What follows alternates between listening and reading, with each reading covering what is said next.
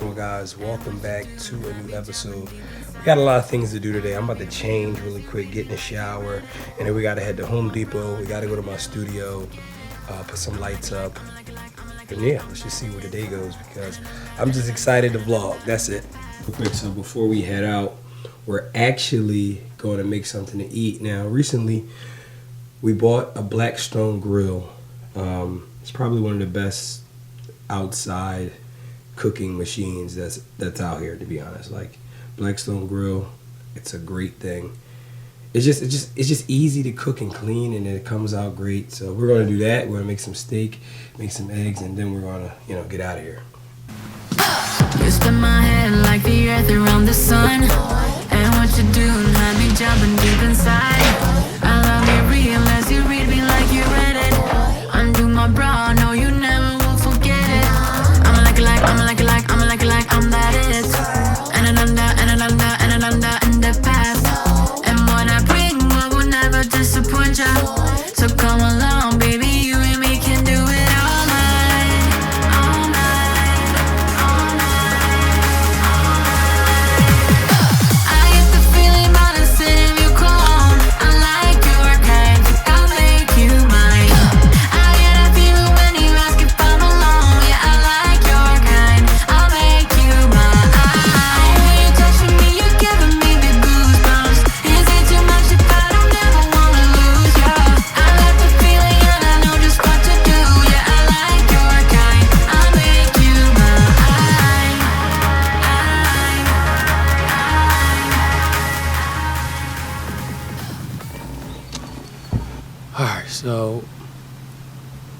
Alright, so I might not do camera reviews that much, but I do like certain products, and I think this product deserves a great review.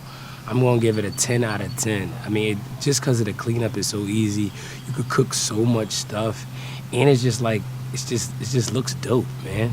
It's like, it just looks dope. And I hear once you go black, you never go back. So, shout out to Blackstone. Sometimes I feel the FOMO. That's why I feel you will never understand me. 'Cause I'm the cool girl you thought you'd never get it. I'm ready for you and me. What you wanna get, make your wish. And what I bring will never disappoint ya. So come along, baby, you and me can do it all night. I've been making a lot of steaks in my life, and I always wonder, is there a proper way to make a steak?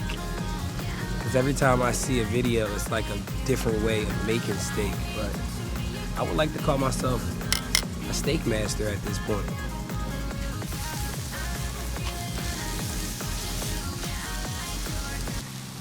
Also, I am an ex-Sony user. I truly love everything Sony has made in the last couple years, but really a fX2, like, and that's the problem with like these companies. It's like they start trying to make just any kind of money. It's like there's no need for a fX2 when you got a FX30, when you have the FX3, then you have the A7 III.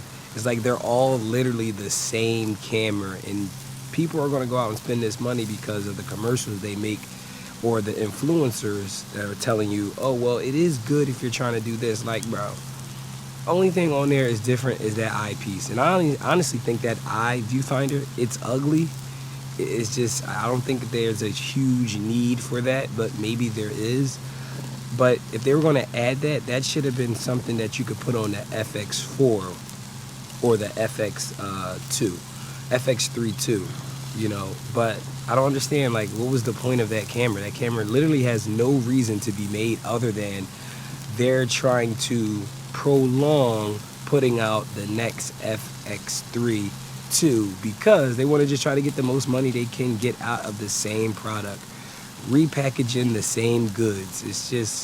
It's horrible. Like, that's the kind of stuff that makes somebody be like, you don't even want to support that brand, because it's like you're just trying to find any way to get an extra $2,000. Like, I think they made the FX3 so good that they're trying to prolong making a newer one. In the meantime, they want to put out new stuff to continue to advertise and make make it known that they're still doing stuff. But I don't think they expected that camera to be that great and the people to adapt to that camera like that. Whereas like they're just trying to find anything to make money right now, because if you have an FX3, I don't think you need any camera. Like any filmmaker, you don't need, like I use a R5C, and I don't feel like I need to go buy any other Canon cameras because it has everything that I need. Do I think the FX3 is better? Overall, yes, I will say it's better even at 4K, because you're literally getting a low light camera that can see in the dark and has, I think it's like 14 plus dynamic range or whatever. So you get a lot out of that FX3, and you really don't need any other camera. And once somebody invests in that camera for $3,500, they don't buy anything else. And I think that's Sony's like, man, this camera's been out for 3-4 years or whatever, and our sales are going down because they don't need to upgrade. So now they're just trying to just repackage the FX3 in different shapes and sizes. That's like the FX30. Like, what was the point of that other than the crop sensors? Like, let's just find a way to get money out of these people. I just don't get it. Like, and as an influencer, I wouldn't even like do a review on that camera because you've already used that camera. So it's like, I don't know what you guys' thoughts on it, but I hate when companies keep making the same product and they try to tell us it's different, and then you get it and then it's not. It's the same thing.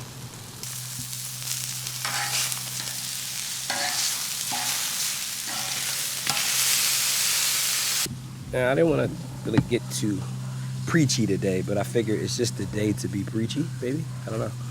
But also the state of movie making, entertainment. A lot of people are saying, like, there's less movies being made, there's less work going around, and then you'll just hear about these huge filmmakers making, $100 million, big actors getting $50 million for a job.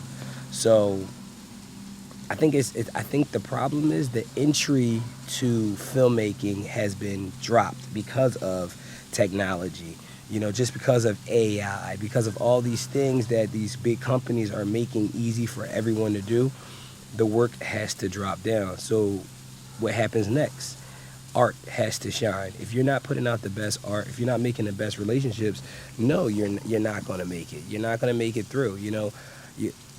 Even to talk about the FX3, is like there's somebody right now that just turned 18 and their parents bought them an FX3, and they can go out and make $100,000 next year from using that camera if they go out and hustle.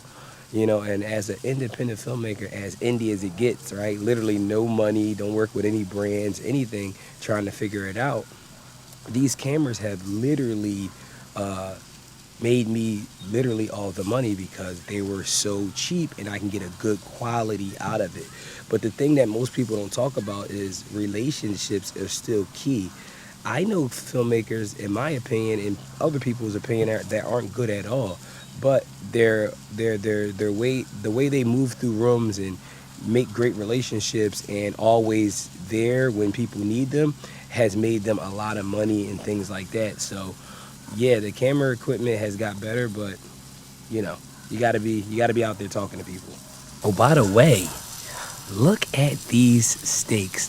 I think these steaks deserve a great B-roll sequence.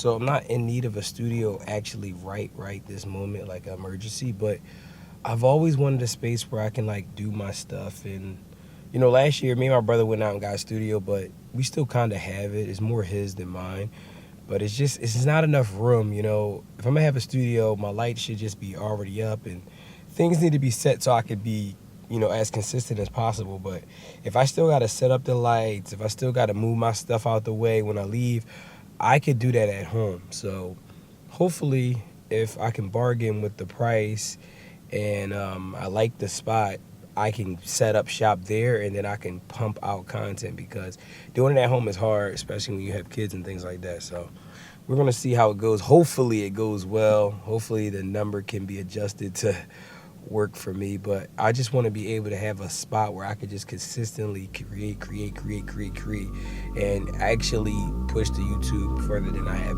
before in the past. So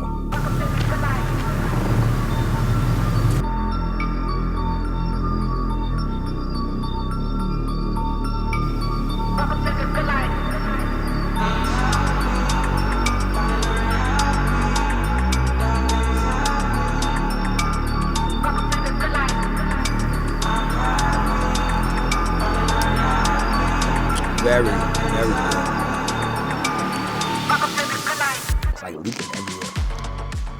See, filmmakers, we trying to set the camera up and do all this before I eat it. By the time I get to it, it's all melting everywhere. We're just creating too many products for filmmaking right now.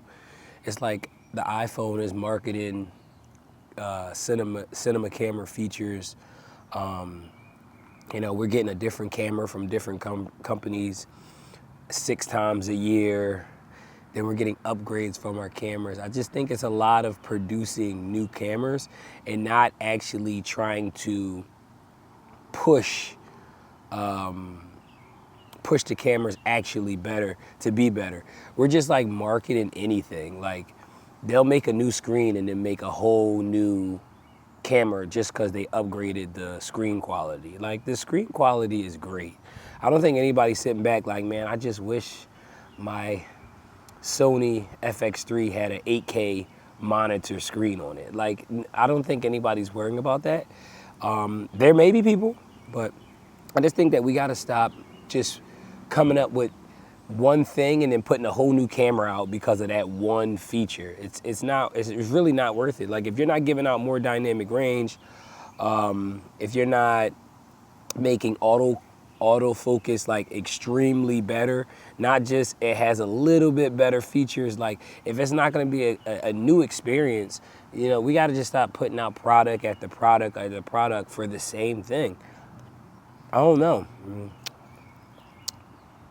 You guys tell me what you think. I think that Sony has maxed out their features as of right now. The low light thing was the best thing they've done in their mirrorless cameras since they've been doing it. That was the thing that, to me, put them over the edge. Autofocus is great too, but I mean, being able to shoot at over 100,000 ISO and able to clean that up in post is just, I mean, it's just amazing, you know. And if you don't believe me, you got to check out that footage from Maddie. It was either Maddie or Peter McKinnon. They, I guess they were in like Iceland or somewhere, and they were shooting at night, like when it was pitch black out, and you could still see all the northern lights and all that stuff. So I said to say, it's great for some features. I just don't want us to like keep beating a dead horse, you know. No animals were hurt in this video, but just keep beating the same thing over, and it becomes like the same product is being sold. So I don't know. I just thought, I was thinking about that, and I'm like, I just hate that. Like FX2, really? Like, what is the meaning for this? You know, it's no real meaning for it.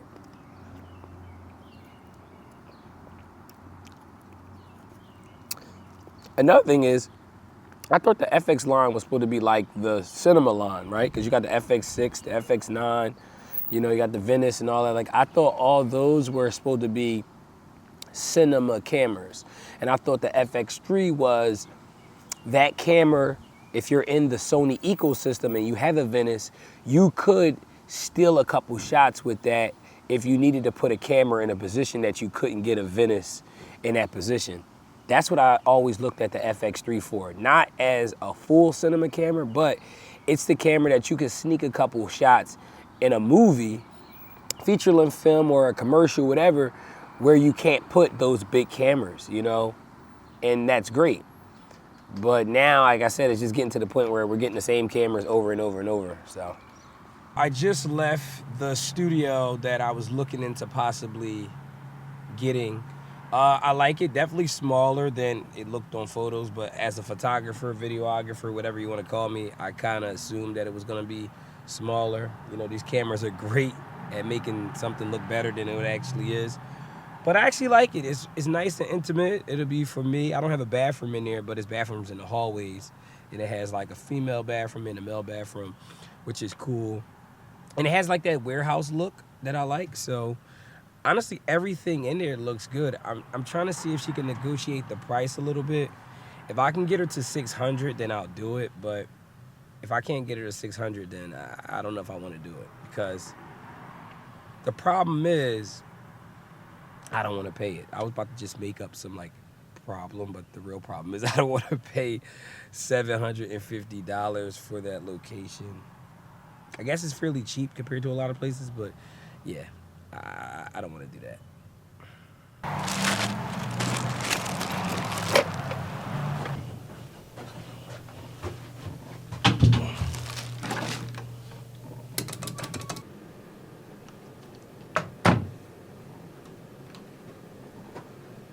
All right, so what we need to do is we need to add another light like this right there and right there.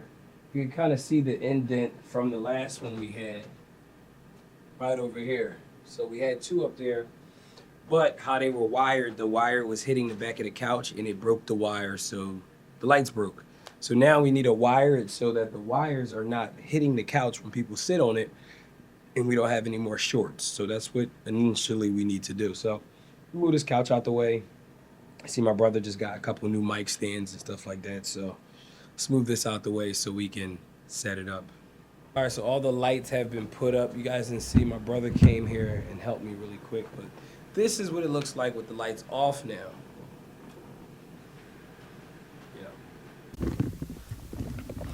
Yo, so we about to shoot a music video, end out the day. We trying to get the projector on, or not the projector, the TV to work. We did all this getting rid of the projector screen to using my phone to get internet, to logging into all this stuff, and they're not even bringing up most of the videos on YouTube. So I think we're gonna have that, but we trying to see if we can get it done. I'm about to set up.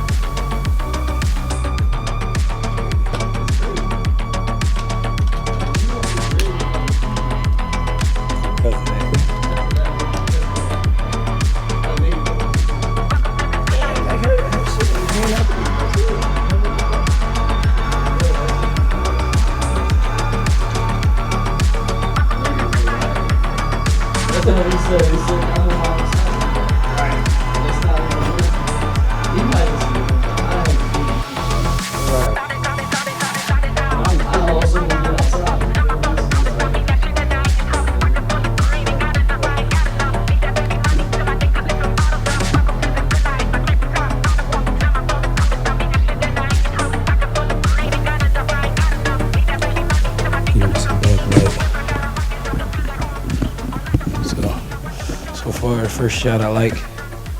We want to use this room for a while now, so it's good that we got a chance to use it today. And used it in the way that I want to do it. Usually I rush something, but today we figuring something out. So try to bang this out real quick.